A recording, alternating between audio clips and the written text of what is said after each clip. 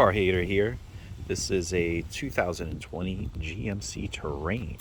This one's an SLE. It's got the midnight package, or as I call it, the cop and Staten Island package. Because, you know, everybody here on Staten Island, they're either a cop, city worker. So this is the way they like it. There we go. So anyway, you know, the funny thing is I've had this thing just about 2 years come December. I don't know. I never even did a video. I don't know what's wrong with me. I'm just so busy, I guess, and who knows. But trouble-free mileage truly is. Now I'm about to get rid of it probably by the end of this month. So what I'm going to do is this. I'm actually going to purchase the vehicle right now. It's like 23. I think the buyout is like 23 something, 8. And the residual is really like 21 and change, but you know, they have to charge me tax, unfortunately. Living in beautiful New York, you know, the tax rate is like, 28% tax. So they definitely want their money. But anyway, the reason why I'm going to buy it, and I brought it to a couple people in the industry, like, listen, you want to take this in, make some money with me, whatever it is. And of course, everybody's like, oh, I can't buy any GMs. So what happened was these guys got real smart. They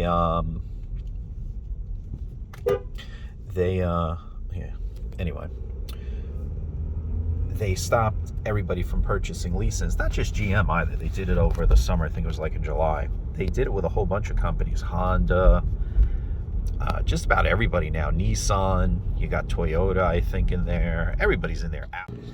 So when I purchased the vehicle, the price was $32,000. That was the sticker price. My guy put down $28,000. That was the buying price for this thing to get me the lower payment. This thing was only $229 a month. I think I came out of pocket like maybe $2,000. No, probably $3,000 on this one. And right now, MMR, which is the Manheim report, that's a real wholesale of what's going on in the country, all the vehicles that are being sold. It's like 29 and change, almost $30,000. Probably next month it will be $30,000 each. The Volvo I have right now, every month it goes up $1,000. My Volvo is $45,000. I've never even done a video on that. You know, I hate that car too. But I bought that Volvo. MSRP was $47,000. I paid $41,000. It's now worth $45,000 a year later with like 8,000 miles on it to 21. But anyway, back to this 2020. So this vehicle, it's just ridiculous. And car dealers or manufacturers, they will not make the same mistake again. They will make sure that the residuals 3 years from now, 2 years from now, whatever it is, are going to be so high that people are not going to be able to trade in their leases and make money with them. Because, of course, the dealership wants to get it back and make all the money at the auction. So if I was to lease return this vehicle, I even told my guy originally during the summer, I was not driving this vehicle. I told him. I go, listen, you want to buy this car from me? I had no purpose. I had like 12,000 miles on it. I actually started lending the car out to people who want to go on long trips just to get the mileage on, because I was like, you know what? I never even thought about buying it. And then I said to myself, you know, let me look at the paperwork. I thought it'd be something stupid, and I wasn't going to be able to make any money. So I was actually putting on mileage on purpose, because I was like, I'm not giving that thing back with no mileage. I hate that, because I have 20,000 miles. So anyway, now, like I said, I'm going to purchase the vehicle, and then I'm going to sell it to Carvana. So Carvana the other day, they offered $26,700 and change. Not bad. Not bad at all. So yeah, it's a little bit under, of course, probably what I could do at the auction. But then I got to cut people in on it anyway. And who knows? You know, knowing me, I won't get the money. There's absolutely nothing wrong with this vehicle. My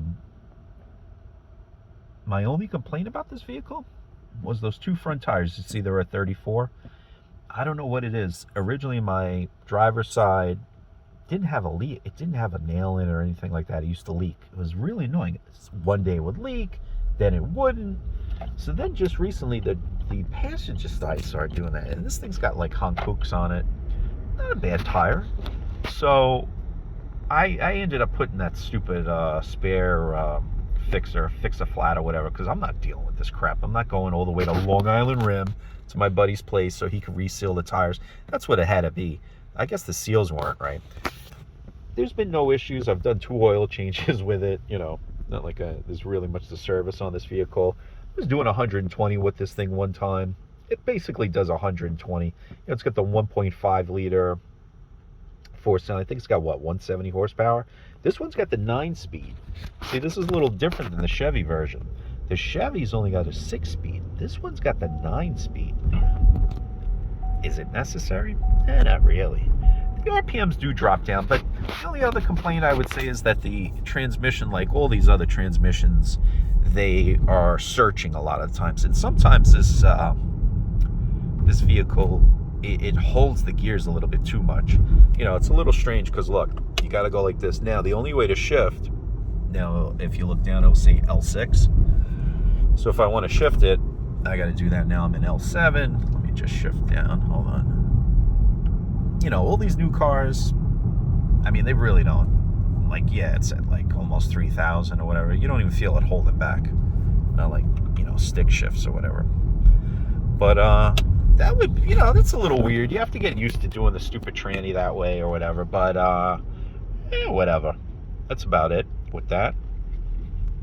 Now in here, it's got all these different things. You know what's so funny? I didn't even know it had a lot more of these screens until like a few months ago. And I guess I never had them all the way on. This car will tell me, like this stupid Camry in front of me, 1.8 seconds to smash into them and drive through them. That's a pretty cool feature. You know what? I guarantee you my Buick had that feature too. I didn't have them all clicked over. I thought I always had all the instruments clicked over. So if you have a GM, you never know. You might be missing a couple things. Like I didn't have all these screens on.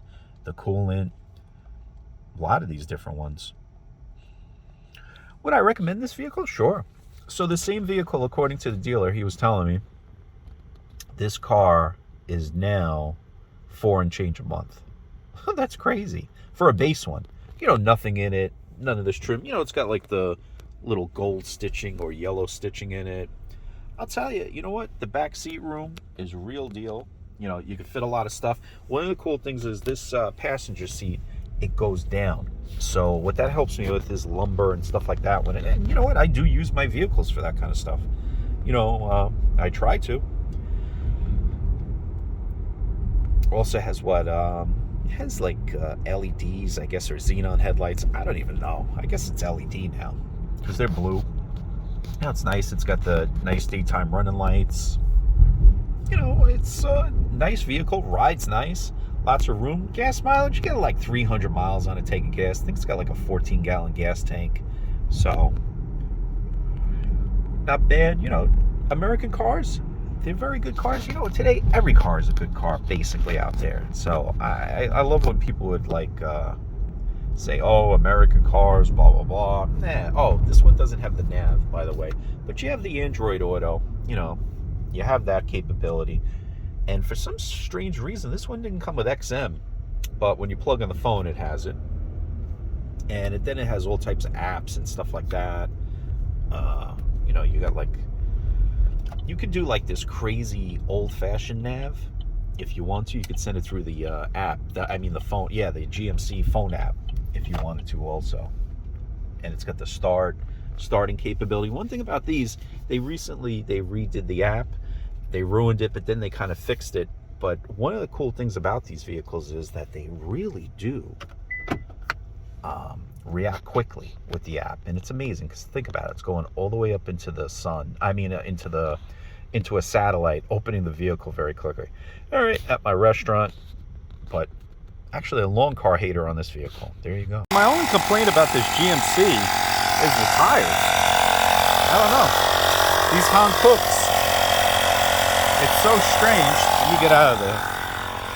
So, originally, this tire did it all the time. It would just go flat all the time. And I didn't see a slight leak, anything. I put some of that stuff in, I don't know, some green stuff.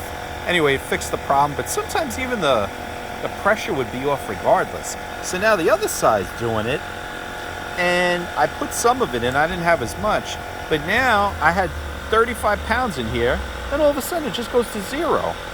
Like nothing. I've had a couple cars do this to me before, but that was in extreme weather when it was in a garage, but nothing like this. This is crazy. It happens a lot too, so it's time to get off this ride.